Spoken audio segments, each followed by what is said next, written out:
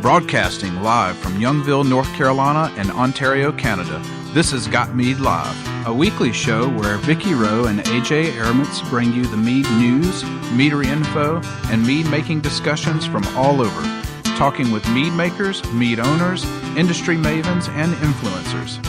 This is Got Mead Live, a weekly podcast about mead and the people who love it and where the mead world is going.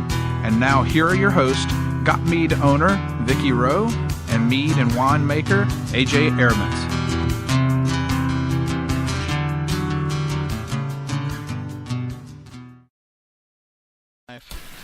Live from the den of the puppies of the apocalypse, Ryan's Pad in Denver and the Bunny Pen in Ottawa, Canada. It's Got Mead Live. Welcome to the show. We are here this week with just us chickens, and Ryan is going to be dishing out a very nutrient dense. It tells you what we've been talking about. A very information dense show tonight about how to tweak your mead. And basically, like, you've got all the basics. If you've been listening to the Making Modern Mead series, you know how to make mead. We've given you everything you need. But just following a recipe isn't all of it. So Ryan is going to be digging into, what to watch for, how to tweak your mead, and how to basically chivvy it along so that in the end you have a great mead and know what to do. So there's going to be a lot of stuff. If you haven't already, you better have your keyboard handy and a note page open or a pen and paper if that's what you prefer, because there's going to be a lot of information getting out there tonight, and you want to hear all of this. So let's get the housekeeping out of the way. You guys know we do this on our own time and for free because we're just that awesome. And, because like you, we're mead geeks and we like to talk about it. So the problem is that the hardware, the software, the storage, all that costs money. So we hope that you'll consider becoming a supporting patron member of Got Mead. It is only $30 a year, and you get access to the patron forums on Got Mead forums. You get access to the patron group on Facebook. You get access to award-winning recipes that you can use to make amazing mead for yourself. So it's a pretty good deal. It's only 50 cents a week. You're helping support the show, the site, and to keep Got Mead moving forward, to continue its 20-plus years of putting the best mead information out there that's available. So we hope you'll consider that. You just go to gotmead.com and click on forum. It'll take you straight there. If you're already a member, just log in and upgrade to patron on the patron button. And if you're not, sign up for a free registration, and then you can get your patron membership. And I want to give a big shout out to all the folks who signed up last week. We had a whole slew of them, so thank you very much. You're helping us keep the show on the air and keep the site on the air, so it's much appreciated. If you want to listen to us, you can listen to us live on the Got Mead website. Just go click on Got Mead Live on the link, and the player's right there on that page. If you're mobile and you want to listen to us later, or you're not mobile and you just like to do it while you're cleaning the house or sitting on the couch or something, you can check us out on Spreaker, iTunes, SoundCloud, TuneIn, and Stitcher. All the shows are put out to all of those places, and you can download them and play them to your little heart's content. The replays go back to the beginning of the show, which is like the middle of 2015, so that's a lot of shows.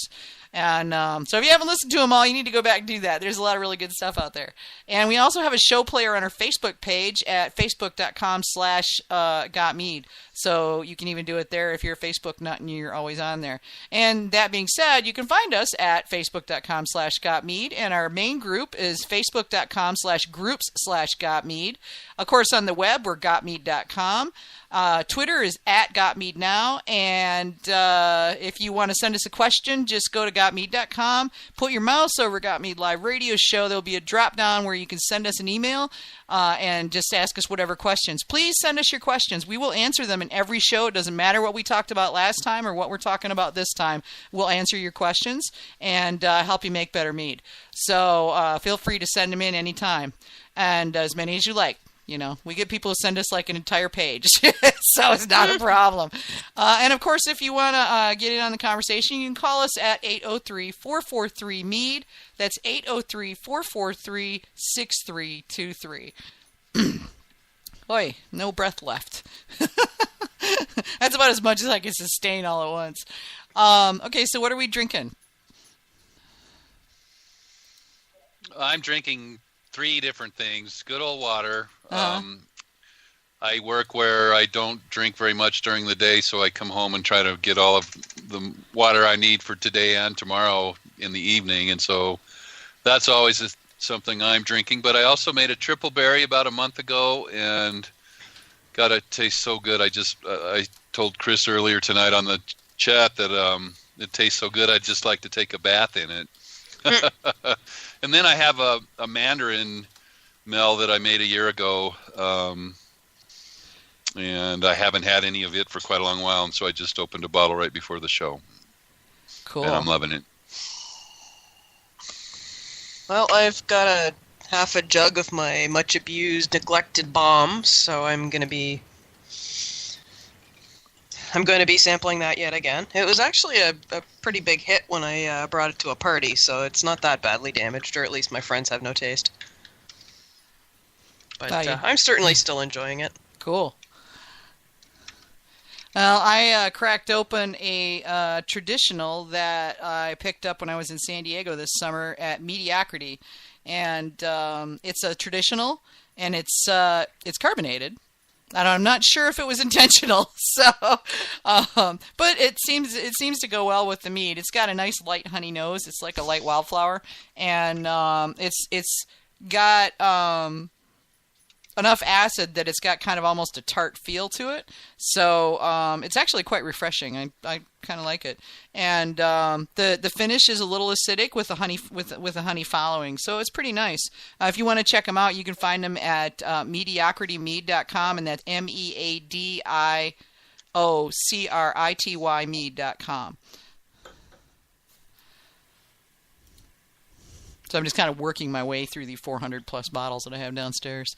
Good Lord. Yeah, it'll take a while. That's all. I have 100 cases or more. Well, that's just commercial. That doesn't include my mead. Right. That's just the commercial stuff I've collected. So, nice. Yeah, once I get started with my mead, I'm going to have to buy another rack because my racks are all double stacked right now. God help me if the wallboards give out. Yeah, I just started putting all my stuff in kegs. I'm so tired of bottling. Yeah, well, I bought a 10-gallon keg about 3 or 4 days ago, brand new for $175. I couldn't believe it. Wow. And I just love that. I wished I could find 10-gallon kegs all the time, but I never can. I guess they were made for science more so than for the brewing industry. Yeah. Hey, did you see what Chris Constanello said? He says if your triple berry is only 30 days post-pitch, you're drinking it super dry, I assume?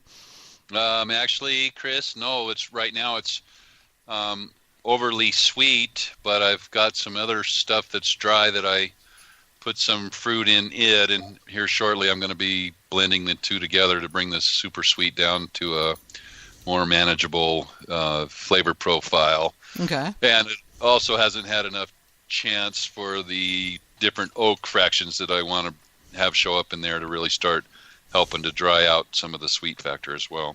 Okay. And then we've got like 3 or 4 people that are asking what berries. Well, so it'd be raspberries, blueberries, and blackberries, I think. Is that right, Chris?